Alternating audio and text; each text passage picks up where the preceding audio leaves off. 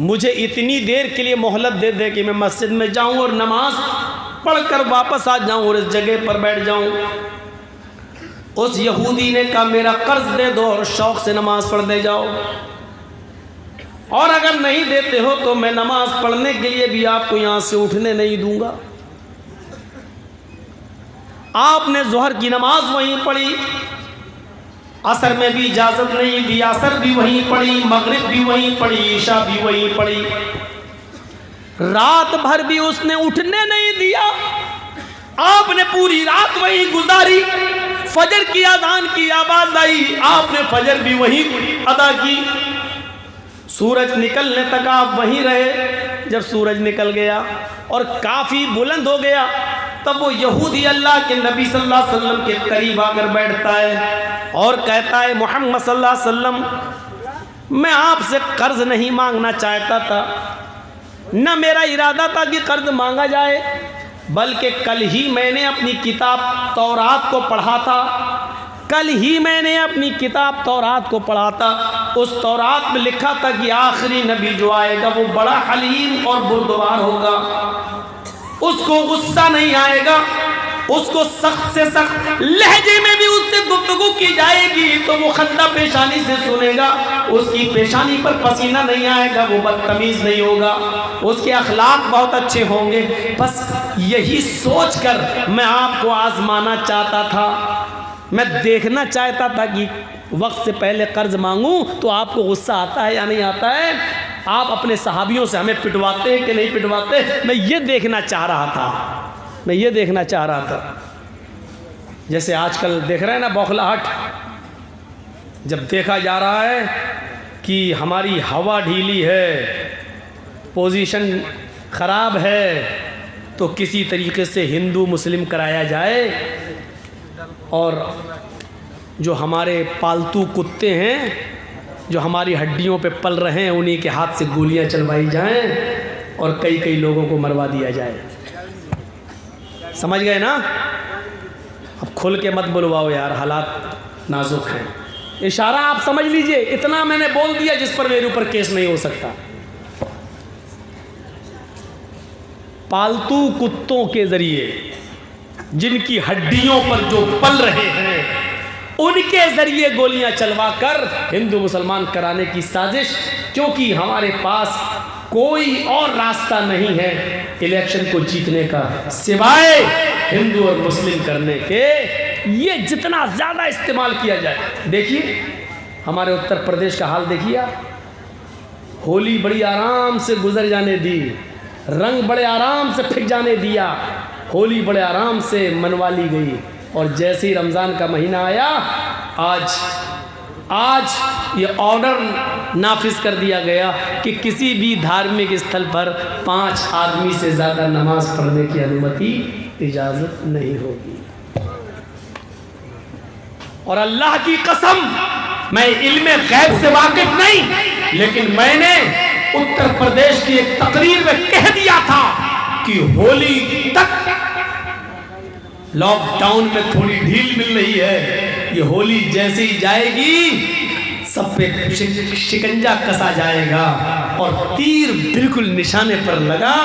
آج یہ آرڈر نافذ ہو گیا ہے اتر پردیش کے اندر۔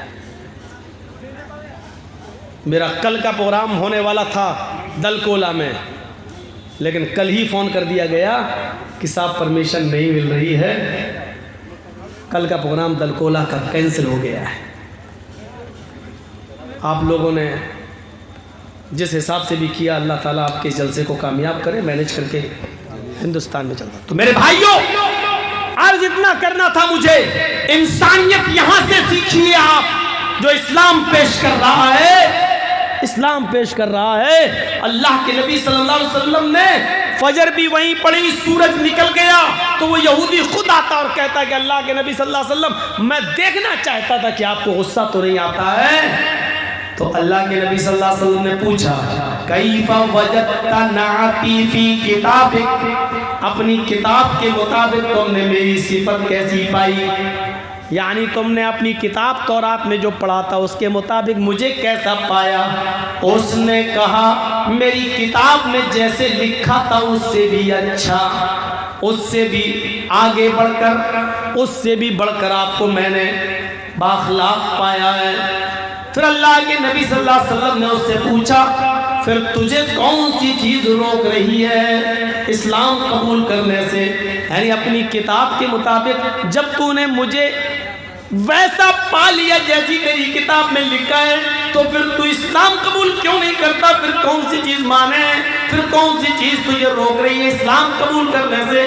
کہنے لگا ہاتی یدک ابایک علی الاسلام، اے اللہ کے نبی اپنا ہاتھ بڑھائیے، اپنا ہاتھ لائیے، میں آپ کے ہاتھ پر ہاتھ رکھ کر کلمہ پڑھنا چاہتا ہوں۔ اللہ کے نبی نے اپنا ہاتھ بڑھایا اور اس یہودی نے اسی وقت کلمہ پڑھا، اشہد ان لا الہ الا اللہ و اشہد ان محمدن عبدہ و رسولہ۔ اس زمین کے مالک ہم، اس شہر کی پوری باغ ڈور میرے ہاتھ میں، میرا ایک ایک صحابی میرے ایک اشارے پر قتل کرنے کے لیے تیار، لیکن ایک معمولی یہودی کہہ رہا بیٹھ جاؤ، جب تک میرا قرض نہیں دو گے میں اٹھنے نہیں دوں گا۔ اللہ کے رسول بیٹھ جاتے ہیں۔ اس یہودی کا حق ہے، وہ قرضہ لے سکتا ہے، سختی سے مانگ سکتا ہے کیونکہ اس نے مجھے قرضہ دیا ہے۔ یہ الگ بات ہے کہ وقت سے پہلے مانگ رہا ہے، لیکن اس نے اپنے قرض کا مطالبہ کیا ہے۔ اللہ کے رسول نے انسانیت دکھائی، سب کچھ طاقت پاور سب کچھ ہونے کے باوجود بھی آپ نے کسی صحابی سے یہ نہیں کہا نہیں۔ حضرت عمر بگڑنے بھی لگے، تیری اتنی ہمت ہمارے نبی کو؟ اللہ کے رسول نے کہا نہیں اے عمر نہیں، وہ مجھے کہہ رہا جو کہہ رہا تم کو نہیں، آپ اپنا کام کریے۔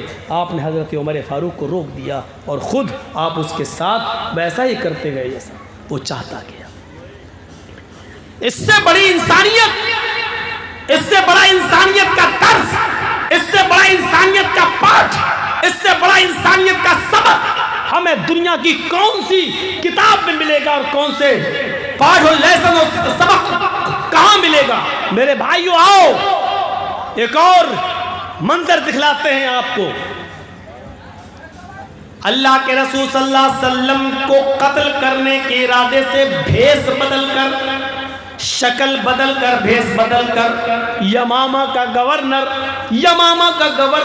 سمامہ ابن اسال مدینے کے اندر گھستا ہے، تلوار میں زہر بجھا ہوا ہے، اس کی تلوار میں زہر لگا ہوا ہے، وہ محمد رسول اللہ کے قتل کے ارادے سے آیا ہے کہ جہاں محمد دکھائی دیں گے ہم ان کو قتل کر دیں گے۔ جاسوس کی سزا کیا اسلام میں؟ قتل کر دو۔ جو جاسوسی کرتا ہو اس کی سزا اسلام میں یہ ہے کہ اس کو پکڑو اور اس کو قتل کر دو۔ تو حضرت محمد رسول اللہ کے قتل کے ارادے سے آیا کون؟ یمامہ کا گورنر۔ کون ہے؟ یہودی ہے، مدینے میں گھس گیا، لیکن محمد رسول اللہ صلی اللہ علیہ وسلم کی خفیہ اور جاسوسی پولیس نے، خفیہ فورس نے پتہ لگا لیا اور اس بھیس بدل کر آنے والے سمامہ ابن اسال کو اریسٹ کر لیا، گرفتار کر لیا۔ اس کو سختی سے پوچھا تو اس نے اپنا جرم قبول کر لیا کہ ہاں میں یمامہ کا گورنر سمامہ ہوں اور یہاں محمد رسول اللہ کے قتل کے ارادے سے آیا ہوں۔ آج آپ دیکھ لیجئے کس طریقے سے اپنی ذاتی دشمنیاں نبھائی جا رہی ہیں جیلوں کے قیدیوں کے ساتھ، کس طریقے سے بلڈنگیں اور بڑے بڑے محل گرائے جا رہے ہیں، ذاتی انتقام۔ لیکن محمد رسول اللہ صلی اللہ علیہ وسلم نے بھی ایک یہودی کو قید کروایا، پکڑا گیا، اللہ کے رسول کو خبر دی جاتی ہے کہ سمامہ پکڑا گیا ہے، آپ کو قتل کرنے کے ارادے سے آیا ہے، کیا میں اس کو قتل کر دوں؟ کیونکہ جو آپ کے قتل کے ارادے سے آیا ہو اتنا خطرناک مجرم ہو، اس کی سزا تو یہی ہے کہ اس کو قتل کر دیا جائے۔ اللہ کے نبی صلی اللہ علیہ وسلم نے فرمایا نہیں، اس کو قتل نہ کیا جائے، میں آنے والا ہوں مسجد کے اندر ابھی، تب تک اس کو مسجد نبوی کے ایک ستون سے، کھمبے سے اس کو باندھ دیا جائے۔ لکڑی کے ستون تھے، لکڑی کے، جیسے یہ آپ کے یہاں بلیاں لگی ہوئی ہیں نا، ایسے ہی مسجد نبوی کے اندر بلیاں لگی ہوئی تھی، لکڑیوں کے ستون، اور اس کے اوپر کھجور کے پتوں کی چھت تھی، لینٹر نہیں تھا، کھجور کے پتوں کی چھت۔ تو جو سب سے موٹا ستون تھا اس ستون سے لے کر ایسے کمر سے لے کر اور دونوں ہاتھ لے کر ایسے اس کو پیچھے سے باندھ دیا گیا ہے ثمامہ ابن اسال۔ تھوڑی دیر کے بعد جب اللہ کے نبی، وہی جیل تھی، آج کل کی طرح جیلیں نہیں تھیں، مسجد نبوی میں کس کو؟ ایک یہودی قیدی کو، وہ بھی یمامہ کا گورنر، اس کو پکڑ کر باندھ دیا گیا۔ یہی جیل کھانا تھا، قید کر دیا گیا اور باندھ دیا گیا۔ جب نماز کا وقت ہوا تو اللہ کے نبی صلی اللہ علیہ وسلم مسجد میں آئے، آپ نے ثمامہ کو دیکھا، ثمامہ نے ایسے محمد کو دیکھا تو اپنا سر جھکا لیا۔ اللہ کے نبی پوچھتے ہیں ما شأنک یا ثمامہ، ثمامہ کیا حال ہے؟ بخاری شریف کی حدیث کے الفاظ، ثمامہ کیا حال ہے؟ ثمامہ کہتا ہے کہ گرفتار کرا کے حال پوچھتے ہو، اریسٹ کروا کے حال پوچھتے ہو؟ ایک قیدی کا کیا حال ہو سکتا ہے جو قید میں رہے گا؟ اللہ کے نبی نے پوچھا ثمامہ کیا تم مجھے قتل کرنے کی نیت سے آئے تھے؟ اس نے کہا ہاں۔ جانتے ہو اس کی سزا کیا ہے؟ بہت اچھی طریقے سے جانتا ہوں، اس کی سزا یہی ہے کہ جو آپ کو قتل کرنے کے ارادے سے آیا ہے اور پکڑا گیا تو اس کو بھی قتل کر دیا جائے۔ آپ نے کہا ثمامہ اب تم بتاؤ کہ میں تمہارے ساتھ کیا سلوک کروں؟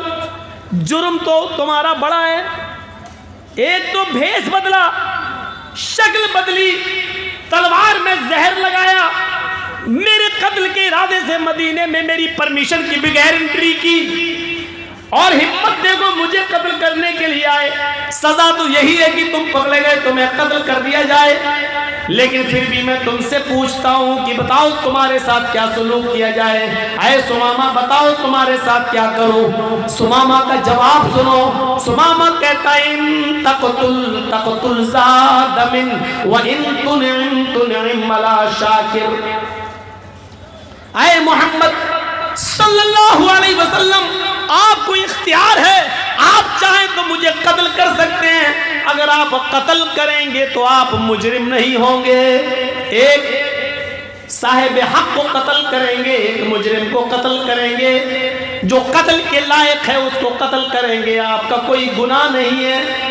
اگر آپ مجھے قتل کرنا چاہیں تو قتل کر سکتے ہیں، آپ حقیقت میں مستحق، جو قتل ہونے کا مستحق ہے اسی کو قتل کریں گے، لیکن آپ تو بڑے رحم والے ہیں، رحمت والے ہیں، کرپالو اور دیابان ہیں، اس لیے وَإِن تُنْعِمَ لَا شَاكِرْ، اگر احسان کریں گے چھوڑ دیں گے، میرے بیوی بچے ہیں، اگر آپ مجھے چھوڑ دیں گے کچھ لے دے کر تو آپ کا ایک احسان ہوگا، میں آپ کا شکر گزار ہوں گا، میں آپ کا شکر کو ادا کروں گا۔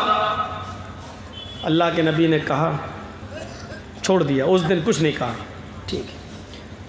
دوسرے دن پھر آپ آئے، پھر وہی پوچھا ثمامہ کیا کروں تمہارے ساتھ؟ ثمامہ کا پھر وہی جواب، قتل کرنا چاہیں تو قتل کر دیں، چھوڑنا چاہیں تو چھوڑ دیں، قتل کریں گے تو آپ مجرم نہیں ہوں گے، چھوڑ دیں گے تو آپ کا احسان ہوگا میری۔ دوسرے دن بھی آپ نے کچھ نہیں کیا، ثمامہ کو کھانا کھلایا، ہاں پانی پلایا، کوئی تکلیف تو نہیں ہونے دی؟ نہیں اللہ کے رسول، میں ثمامہ کو صرف باندھے ہوں، بس کھانے کے وقت چھوڑ دیتا ہوں پھر باندھ دیتا ہوں۔